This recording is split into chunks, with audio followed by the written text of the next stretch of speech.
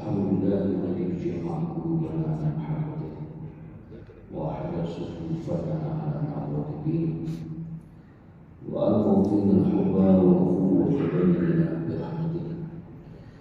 والصلاة والسلام على رسول المبعوث رحمة للعالمين وعلى آله وأصحابه وأتباعه إلى يوم الدين. أما بعد.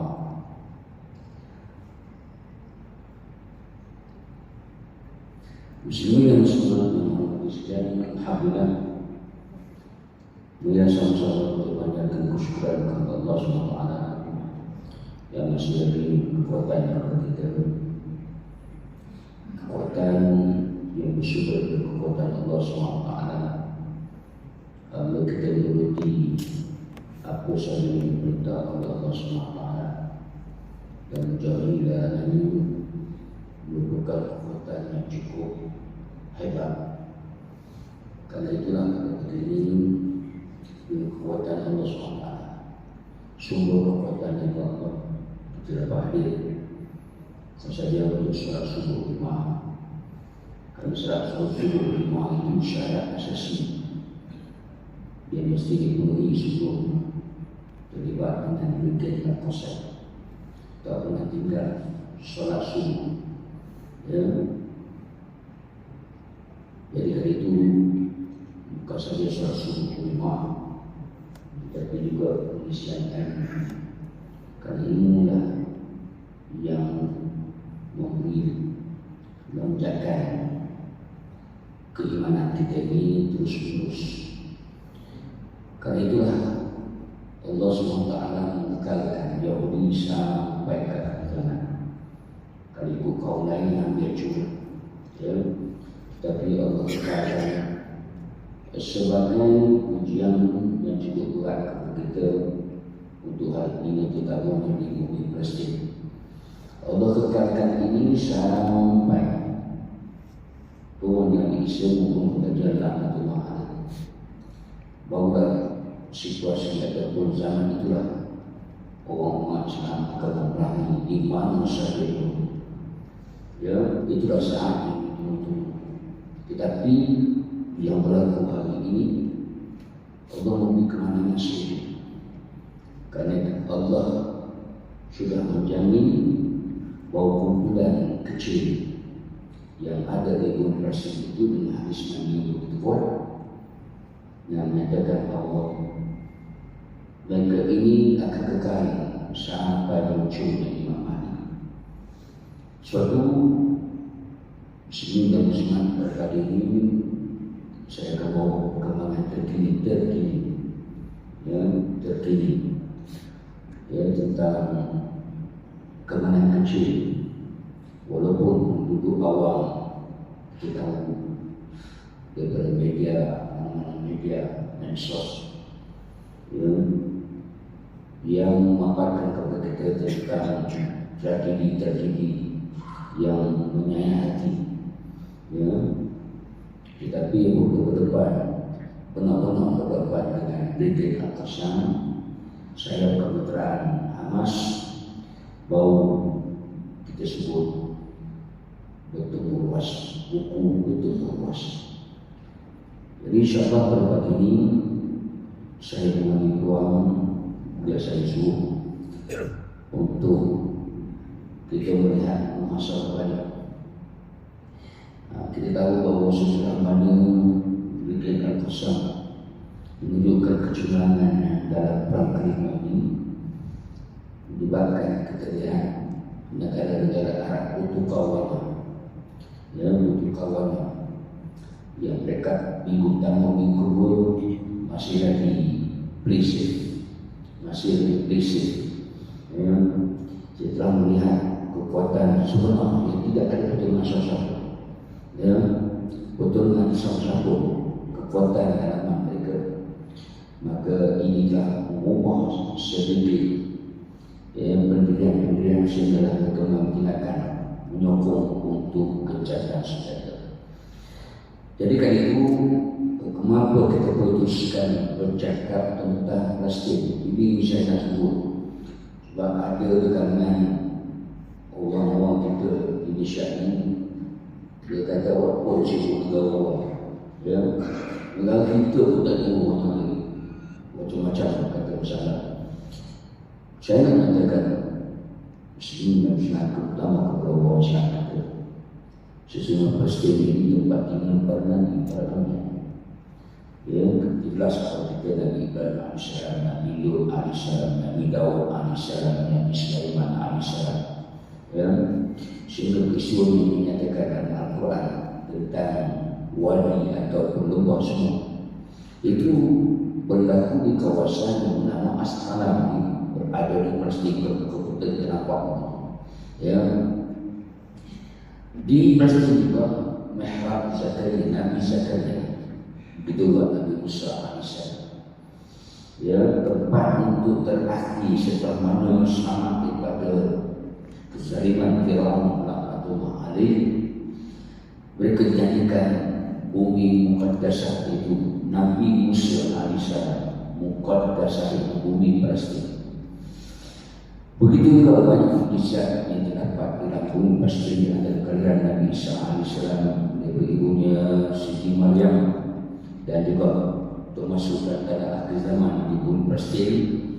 Kalau saja Nabi Isa alaihissalam akan turun di menara putih di Syria, tetapi dia akan membunuh Dajjal atau alim di Bandung yang berada di bumi Palestin. Ya, dan diceritakan dalam Quran juga satu peristiwa besar yang terjadi di zaman Nabi Daud alaihissalam, iaitu peperangan di antara kaum dan dia. Itu kita tahu semua. Cuma saya nak mengatakan kenapa kita perlu bercakap tentang Palestin ini. Kan kita tahu bahawa Israel teragak-agak untuk melakukan operasi darat sampai ke hari ini hanya berada di utara, di luar sempadan. Ya, itu pun sedikit. Dan yang kita nak sebut bagaimana mereka memainkan naratif media termasuk seorang mereka menguasai. Sedangkan kalau kita melihat satu lagi, ya, video-video sampai kita nak menunjukkan bahawa sebalik bagaimana mereka memainkan media ini seolah-olah berpihak kepada mereka, sedangkan apa yang menyatakan kepada pihak media dan dibalas balik oleh media kekuasaan. Sebagai contoh, tentera atau disebut komando Edi Daud, 3 orang Yahudi dia cuba serang dan musuh iaitu Israel, tentera Israel terbunuh. Cerita yang sampai kemudian mengatakan bahawa 10 orang media kekuasaan terbunuh dan kami selamat, sedangkan berita yang kami 3 orang yang bukan 10 orang, 3 orang saja selamat balik dan mereka terbunuh. Tengok 360 gada cerita mereka. Ya, sebab itu kita nak bawa fakta maklumat yang sebenar yang datang daripada bumi Timur Tengah. Jadi dari itu tidak pernah dilihat sebuah kemenangan yang sebegitu besar daripada seluruh 120 negara minta gencatan. Ya, 120 negara berpusing kepada keseluruhan negara di seluruh. Dan tidak pernah hubungan Israel dibongkar secara besar-besar sebelum. Ya, media barat pun cerita hubungan Israel. Ya, dan kita pernah tengok bagaimana sempat saya jumpa tempat pada dengan peristiwa yang berlaku ini selama mungkin masuk Islam, yang melafazkan kalimat syahadat la ilaha illallah wa sallallahu Muhammadur Rasulullah. Ini kesan daripada nampak di hadapan mereka kehebatan Islam. Tidak pernah media barat yang pro Israel diomongkan secara terang. Tidak pernah naratif Israel dilawan secara bersungguh-sungguh dengan satu suara. Israel tidak akan dapat teruskan serangan ke Gaza selama mereka tidak dapat kuasai naratif di media sosial. Sebab itu segala akaun media sosial yang berkaitan Israel ingin menyebarkan naratif mereka. Yang rasa mereka teruskan ini kecil darahnya, walaupun dengan satu tweet, satu reply, satu like semua bermakna. Ya, seperti mana campaign boycott di negara-negara Arab, saya sebut negara Arab, terutama di Jordan, sepadan dengan bumi Palestin, apabila rakyat hampir 90% rakyatnya memboikot semua barang Israel, ya, dan melibatkan negara-negara sekitar. Walaupun pemimpin kami kita tahu serius kata di Israel, dan bagaimana Netanyahu membuat statement sehingga orang kata dah tak ada akal, ya, membuat statement dia kata Amerika akan bertindak kepada mana-mana negara yang memboikot barangan Israel dan negara mereka. Ya, kalau kita kata akal tak mana ambil dia kata boikot, ya, suatu dunia mengambil dia akan Islam. Ya, kita tidak akan kalah dalam perang nanti di Indonesia ini dengan izin Allah Subhanahu Wa Taala. Jadi kali itulah saya menyebut ramai yang bertanya, Ustaz, isu tak pernah selesai. Lepas dulu, ya, memang tak pernah selesai, ya, dan tidak akan selesai.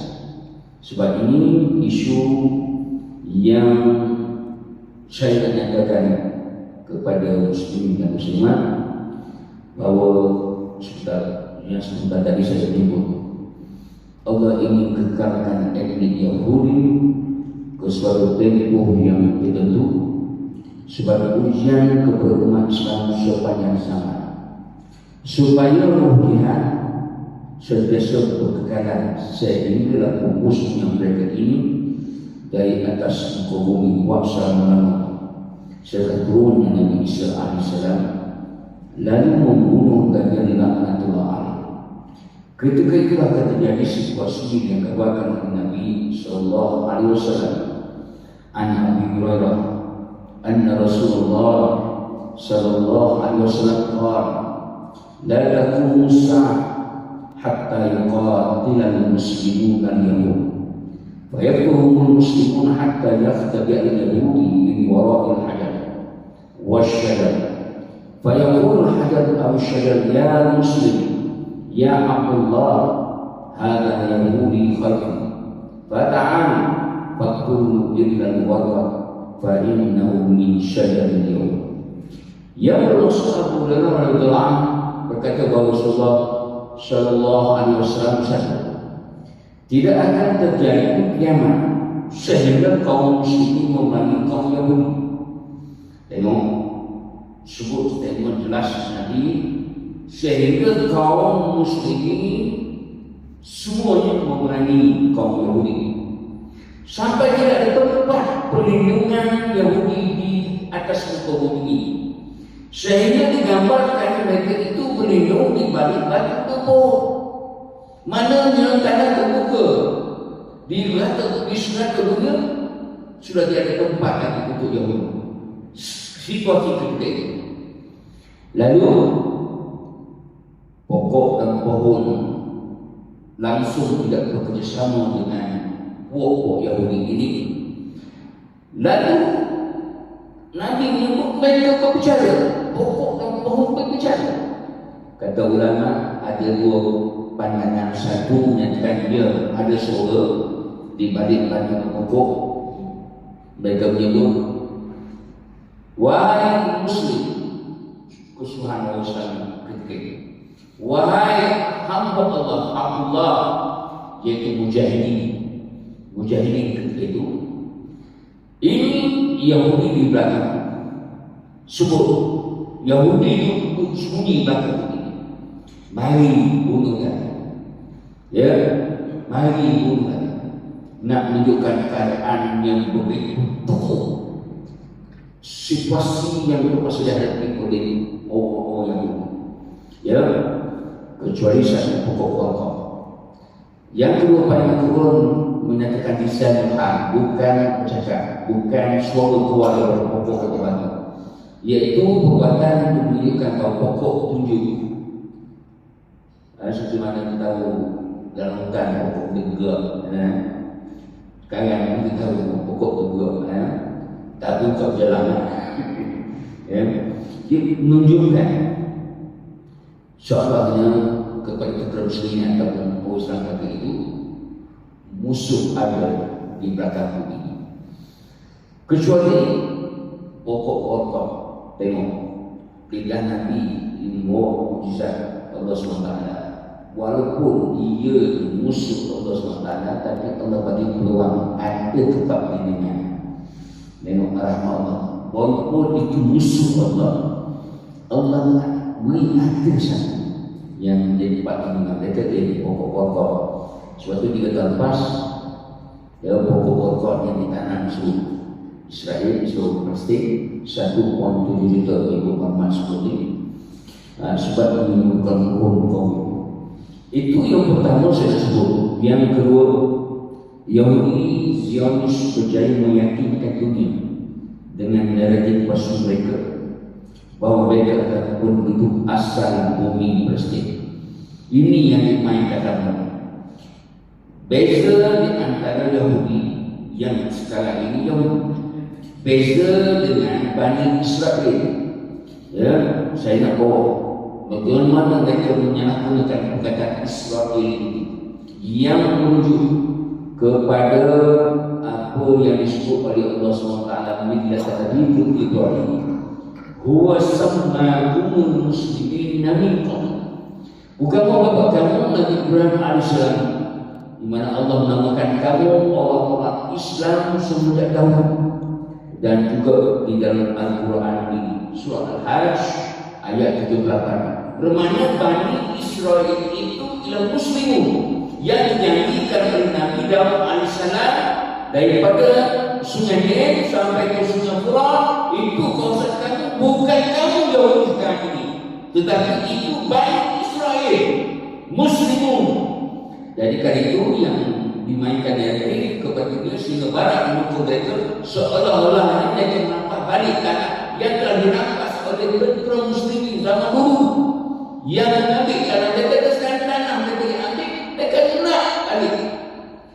Jadi itu yang berjaya ditanam kepercayaan itu kepada negara-negara barat, sehingga kita lihat negara barat di belakang Yahudi, ya, kerana mengatakan ini bagaimana mereka mainkan sentimen ini. Sebab itu melalui hubungan sejarah mereka berjaya melalui dunia dengan perkataan atau menggunakan nama Israel pada negara mereka. Ya, ini kejayaan Qibla 1897 yang menggunakan ini sebagai tapak pergerakan mereka untuk menguasai bumi Palestin. Jadi kerana itulah muslimin muslimat, saya nak menyebut selain itu juga Allah juga mengekalkan kumpulan Islam di bumi Palestin ke suatu tempoh yang tertentu sehingga mereka berjaya membebaskan bumi ini dari penguasaan Yahudi selama-lamanya. Sebab itu tengah rata berceramah mengatakan kita yang selalu menimbang bahawa Nabi dah sebut zaman-zaman tadi kumpulan ini akan muncul yang sudah mengikuti syarat yang disebutkan oleh Nabi SAW itu. Kumpulan ini tidak akan dimusnahkan selama-lamanya sehingga sampai munculnya Imam Ali. Yang ada di mana? Sudah kita perhatikan sebut ini daripada Nabi SAW. Berapa tak kuat? Tak kuat? Tak ini? Tak ini? Okey, saya buat balik.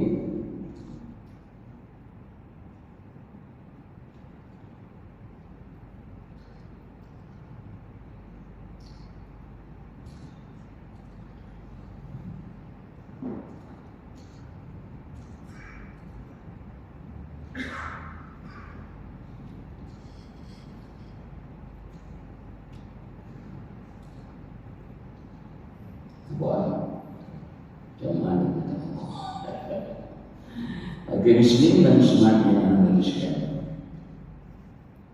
bukan waktu teguh.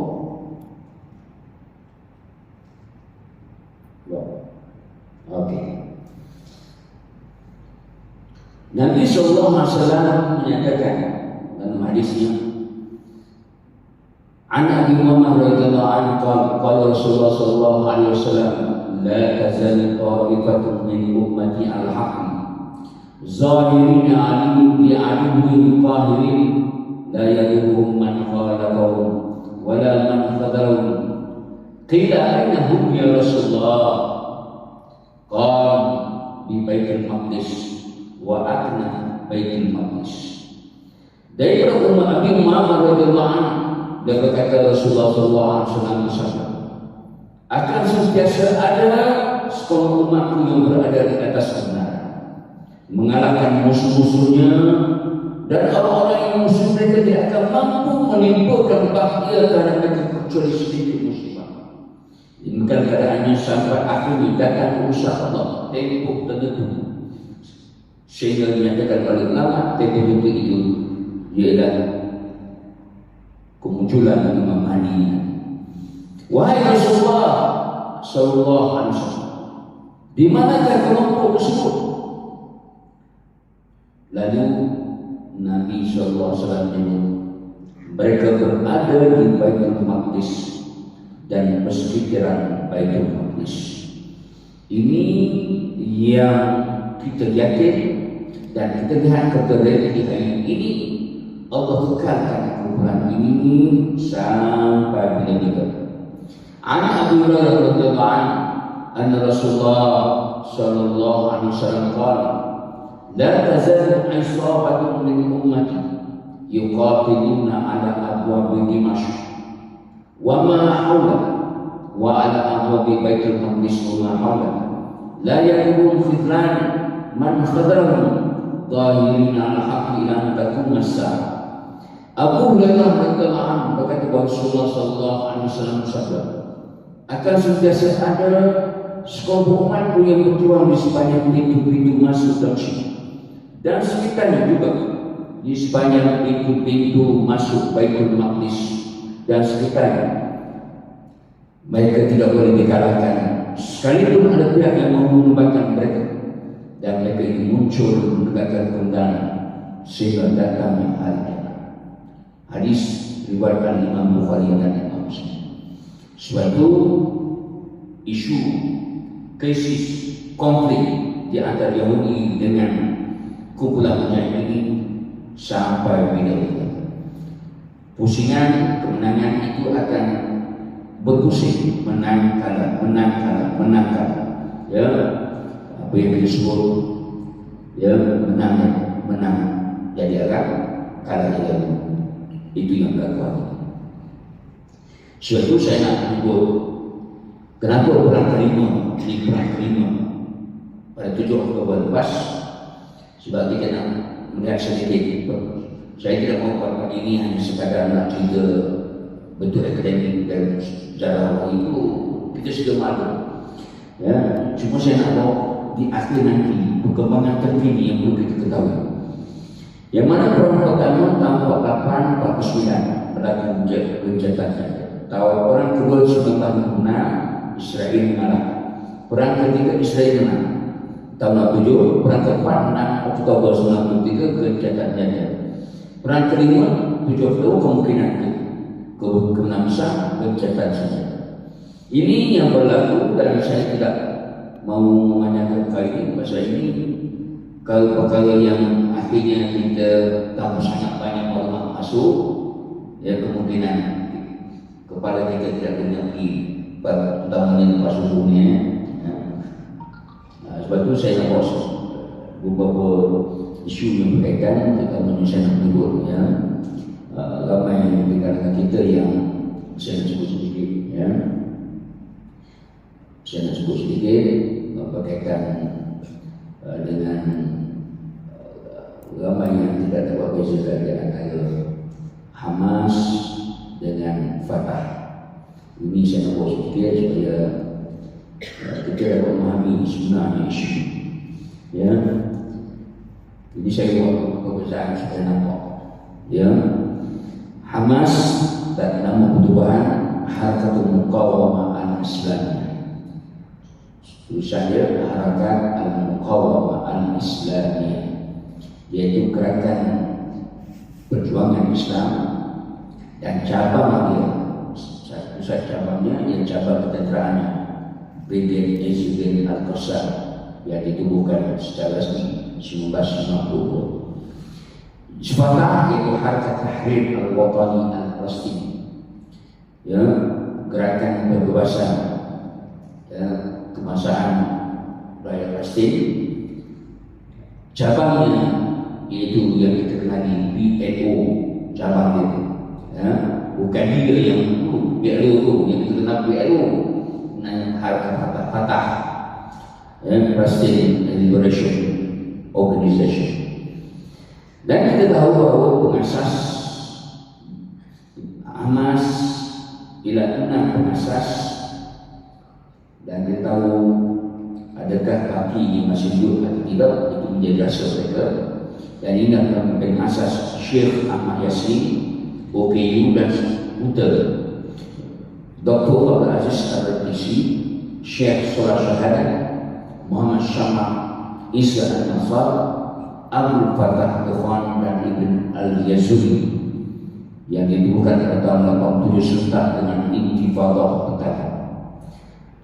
Syekh Ahmad Yassin dan Dr. Al-Ratisi kedua mati dibunuh dengan, kita tahu bahawa penghantaran buku pandu melalui helikopter AH-64 Apache. Hanya selama 2 minggu di antara mereka berdua. Jadi pemimpin sebelumnya mereka ambil pendekatan merahsiakannya kerana mengetahui ia akan menjadi sasaran pembunuh. Manakala Fatah pula diasaskan oleh Yasir Arafat, Khalil Al-Wazir, Hassan Al-Mahmud, Abu Marahil dan Hamid Al-Aini dan rakan-rakannya pada tahun 1965. Jadi pemimpin yang muncul selepas Yasir Arafat dan Mahmud Abbas yang bukan presiden Palestin sekarang. Dan pemulaan pergerakan Fatah adalah jihad. Tapi bagi kita lihat Yasir Arafat terlibat dalam 1998. Tapi dengan perubahan masuk, Fatah membuka gerak kerja dan menunjukkan senjata pada tahun 1977 sebab perjanjian Oslo, dan terus dengan perkataan setuju penyelesaian 2 negara atau two-state solution sehingga ke hari ini. Jadi perkataan Fatah dia membagikan Palestin menjadi 2 negara. Di bumi Palestin bagi 2 negara, satu kepunyaan Arab Palestin dan satu lagi kepunyaan Yahudi. Ini yang stand motif yang mereka ambil sehingga ke hari ini. Kemudian kita lihat hubungan dengan Israel. Aman berkata tidak bergerak langsung sebab mereka kelompok. Ya, mereka itu kelompok merampas tanah air mereka, hak mereka. Sebab itu apabila mereka melakukan kemerdekaan, bermakna Yahudi kena balik ke negara yang Allah, ya, yang Allah hantar ke negara selama 7 abad, tak ada negara. Ya. Kemudian hubungan Islam yang berkaitan dengan kira two-state solution dan penyelesaian damai dan hubungan dengan Israel. Kalau mereka lakukan kemerdekaan Palestin, bermakna hanya Gaza dan Tepi Barat untuk orang Arab, yang lain itu untuk Yahudi. Ini stand yang ada. Lokasi pemerintah Gaza dan lokasi pemerintah Fatah di Ramallah Tepi Barat. Pemerintah resmi Palestin kalau Hamas belum membuka serang mengatakan ada hubungan menjadi Israel, tetapi akhirnya menjadi keadaan pada tahun 2006 yang menjadi penanda keras antara Palestin bersama Hamas, walaupun menyatakan Gaza dan Islam suka Hamas. Fatah menggulingkan Hamas dan Fatah naik sudah menjadi kerajaan. Betul-betul datang daripada lantikan kerajaan rasmi yang sudah punya daripada ataupun punya Fatah. Jadi setiap kali kita tahu sejak Hamas menang 2006 sampai hari ini, sampai ke 2023 tidak pernah diadakan pilihan, ya, sampai hari ini. Jadi kita nak bermaklumat, ya. Sebab Hamas dia Fatah mempercayai bahawa kalau ada pergerakan ini mereka akan kalah. Maka Muhammad menurut saya sampai ini tidak kepada kabar. Jadi kan itu dari kekuatan keduanya, kekuatan makin hebat dari Hamas karena mempunyai kekuatan sedar-sedur, terutamanya kumpulan terlatih yaitu Brigade Al-Qassam dan menekan sebuah Fatah kekuatan yang telah menurun hari-hari. Dia pergerakan jihad juga pergerakan damai dengan Israel makin ditolak oleh banyak kumpulan dalam bumi Palestin sendiri. Hubungan luar dengan luar tidak maju untuk mereka terangan juga di seluruh banyak persidangan, ya. Dan duta Palestin itu sebenarnya semuanya dari pro Fatah yang berkegelakan makhluk liberal, ramai liberal dan sistem mereka sendiri pun tidak mengikut sistem Islam sekali patut sunni yang mereka nyatakan kepada siapa dana yang diusulkan. Ini juga sangat buruk, ya. Kebanyakan NGO yang beri secara kepada Hamas melalui pintu Gaza. Kenapa tak selalu ini? Sebab kita tahu bahawa duit itu tidak sampai, kebanyakan masuk itu kenyataan rasmi daripada sekolah bumi pasti. Sebab itu lah kalau tidur orang ini gini kita buat tahu lah. Yang penting ada itu nampak masjid buat, bangunan buat, hospital buat, nampak, ya. Duit yang diberikan kepada Yasir Arafat ini kena heboh ketika Muhammad Abbas. Ini suatu saya berada di dalam ini. Keluar kita kan pembalahan yang antara lepas Yasir Arafat naik sabar. Ketika itu sebenarnya Muhammad Abbas maka mereka berusaha mana ini sumbangan dunia. Ketika pada bini Yasir Arafat 30 bilion. Ini saya katakan ini keluar daripada akhbar pada mereka. Wallah alam, sebab itu maklumat yang keluar daripada akhbar pada mereka. Bermakna situ mereka tidak sampaikan kepada rakyat Palestin. Itu saya nak sampaikan sedikit maklumat berkaitan dengan apa yang disebut Presiden Hamas dengan Fatah. Okey, bismillahirrahmanirrahim.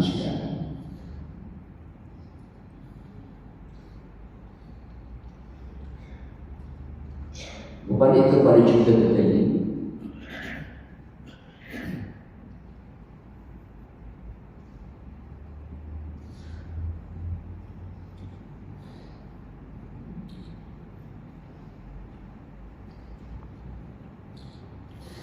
inilah bermula sebenarnya.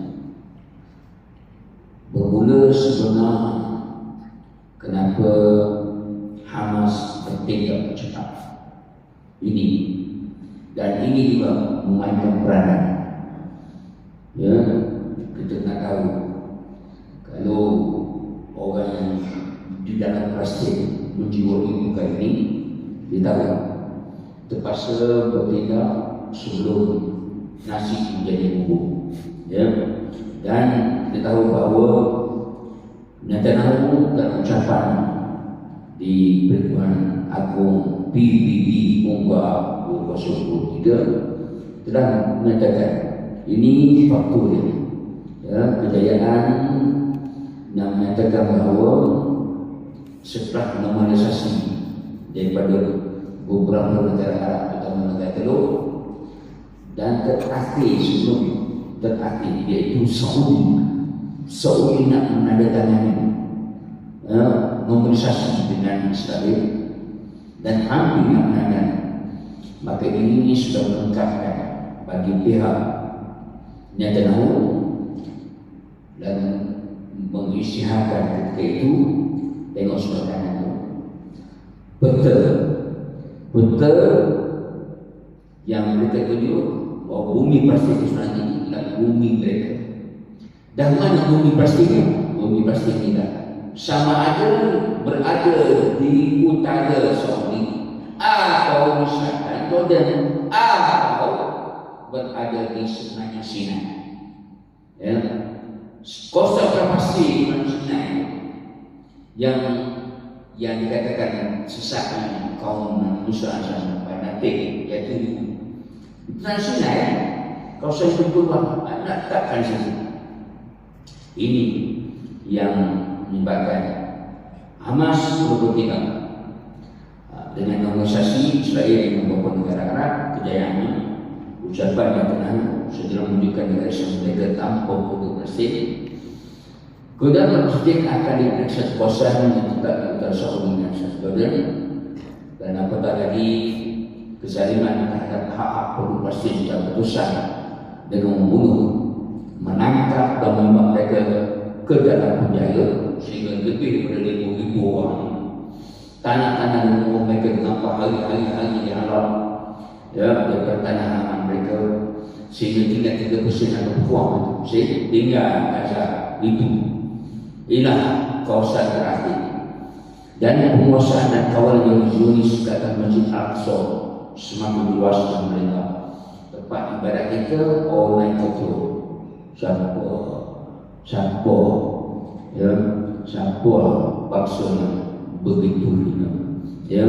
Ini yang berlaku menyebabkan berlaku perang kelima yang saya sebut 2023, di mana Hamas menggerakkan gerilya berjuang untuk melancarkan serangan paling dahsyat ke atas Israel dalam beberapa dekad dengan menyusun mereka ke unit khusus. Jadi pertama, unit Mesir yang juga serta ni, saya sebut juga serta pada 7 Oktober selepas subuh. Pada ulama Palestin kata yang dibahaskan 5,000 roket. Sebab apa 5,000 roket? Tentang Ajas bersempena dengan penghubung pada mati Yahya Ajas, orang yang buat bom di zaman awal 80-an itu dan awal 90-an. Dia beliau syahid tahun 1963 dan dinamakan roket ini Ajas kerana kemampuan untuk mengelak ayat yang di-upgrade oleh Brigade Al-Qassam.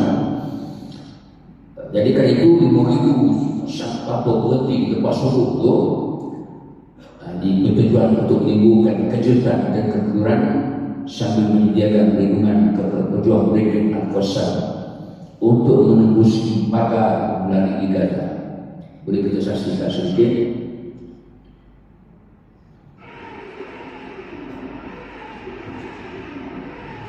Ini secara berusaha 5,000 simpanan dulu mereka, kerana mereka biasanya kalau bangunan mereka akan letak 3 bulan bekalan senjata. Perang Israel ini sejarahnya tidak lebih daripada 3 bulan paling lama. Jadi kelengkapan senjata ini mesti dilengkapkan dan simpanan juga, dan inilah yang berlaku. Dan kita sudah maklum kalau ini yang dihantar ke semua bandar di Israel, dan itu yang kita nampak yang dihantar, yang dihantar. Kita tak tahu apa yang berlaku di sebelah Israel ke. Ini yang disiarkan oleh wartawan, ya. Bagaimana tak mahu yang tahu yang dahsyat ni bandar-bandar Israel Tel Aviv ke Haifa 1910 setelah mana dia menyerang hospital swasta, membuatkan lebih pada 500 orang budak-budak yang berada di tempat dalam itu tinggal itu dia serangan terus yang ibu satu hari yang ini, ya, tambahan kali ulang. Ini yang mengejutkan Israel.